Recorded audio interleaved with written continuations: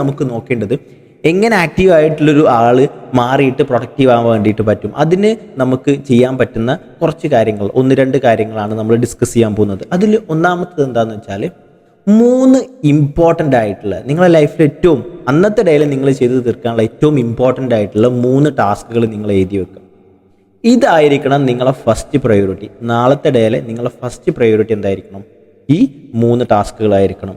അതായത് ഈ room clean ചെയ്യുക, അല്ലെങ്കിൽ ചെറിയ ലെസ് ഇമ്പോർട്ടൻ്റ് ആയിട്ടുള്ള അല്ലെങ്കിൽ ചെറിയ ടാസ്കുകൾ ഒരുപാട് സമയത്തേക്കൊക്കെ ചെയ്യുന്നതിന് പകരം ഈ ടാസ്ക്കാണ് എൻ്റെ ലൈഫിൽ ഏറ്റവും ഇമ്പോർട്ടൻ്റ് ആയിട്ടുള്ളത്. ടാസ്ക് മീൻസ് എൻ്റെ ഗ്രോത്തിന്, എൻ്റെ ലൈഫിൻ്റെ ഗ്രോത്തിന് ഏറ്റവും കൂടുതൽ സഹായിക്കുന്ന ഈ കാര്യമാണ് എന്ന് മനസ്സിലാക്കിക്കൊണ്ട് ഈ ഒരു കാര്യം ഞാൻ ആദ്യം ചെയ്യുമെന്നുള്ള രീതിയിൽ 1, 2, 3 എന്ന് പറഞ്ഞിട്ട് ഏറ്റവും ഇമ്പോർട്ടൻ്റ് ആയിട്ടുള്ള വെറും 3 കാര്യം നിങ്ങൾ എഴുതി വെക്കുക.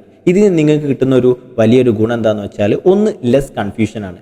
എന്തൊക്കെയോ ചെയ്യണം, അത് ചെയ്യണം, അങ്ങനെ കൺഫ്യൂഷൻസ് ഒന്നും ഉണ്ടാവില്ല. നിങ്ങൾക്ക് ലെസ് കൺഫ്യൂഷനാണ്. അതുപോലെ തന്നെ മോർ ക്ലാരിറ്റി, അതുപോലെ തന്നെ ഹയർ ഫോക്കസ്. ഈ ഒരു 3 കാര്യത്തിൽ മാത്രം നിങ്ങൾക്ക് ഫോക്കസ് ചെയ്താൽ മതി എന്നുള്ളതാണ്.